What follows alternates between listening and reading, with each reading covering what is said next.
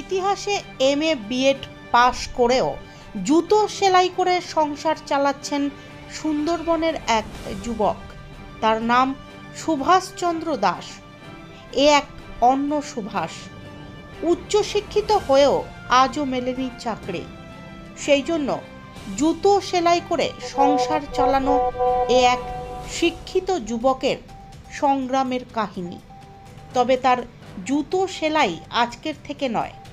পড়াশোনার খরচ চালাতে একসময় কলেজে যাওয়ার সময় ট্রেনে জুতো সেলাই থেকে জুতো পালিশও করতেন তিনি। দিনের পরিবর্তন হলেও সুভাষের ভাগ্য পরিবর্তন হয়নি।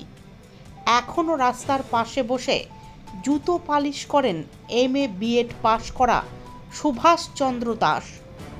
উচ্চশিক্ষিত যুবকটিকে এলাকায় প্রায় সকলেই চেনেন। সেই সূত্রে কিছু ছাত্রও তিনি পড়ান। উত্তর 24 পরগনার হিঙ্গলগঞ্জের সুন্দরবনের গোবিন্দকাটি গ্রামে বসবাস তার।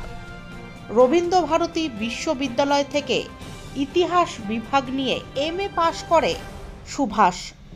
পড়াশোনার সময় কলেজের জীবনটিও তার ভালো ছিল না।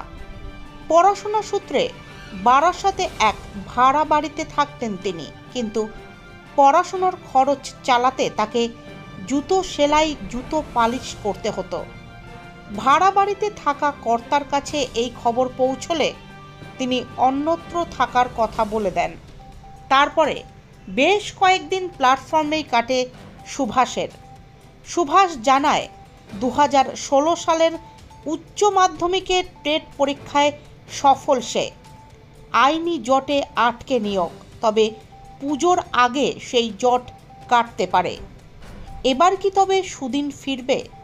সেই অপেক্ষায় নতুন ভোরের আলো দেখতে চান এ যুগের সুভাষ। বিএ পাশ করেছি। সেই সময় আমার বাড়ির আর্থিক অবস্থা তো ভীষণ খারাপ ছিল। সে সময় বাড়ি থেকেও 10টা পয়সা পাঠাতে পারতেন না।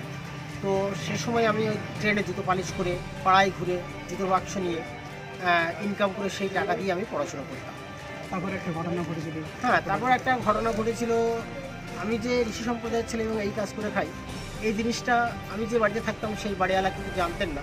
তো যখন তিনি জেনে গেলেন, তখন তিনি অন্য কারণ দেখিয়ে আমাকে সে বাড়ি থেকে বলেছিলেন যে ভাই, আমার অন্য জায়গায় ভাড়া হয়েছে, বেশি টাকা ভাড়া হয়েছে, তুমি চলে যাও। তো সেই সময় তারপরে আমি প্রায় 3-4 দিন আমাকে স্টেশনে থাকতে হয়েছিল। তারপরে আমি একটা জায়গা খুঁজে নিই এবং সেখান থেকে প্রায় 7 বছর সেখানেই ছিলাম। তারপরে আমি এমএ বিএড শেষ করি। আপনার নাম? আমার নাম সুভাষচন্দ্র দাস,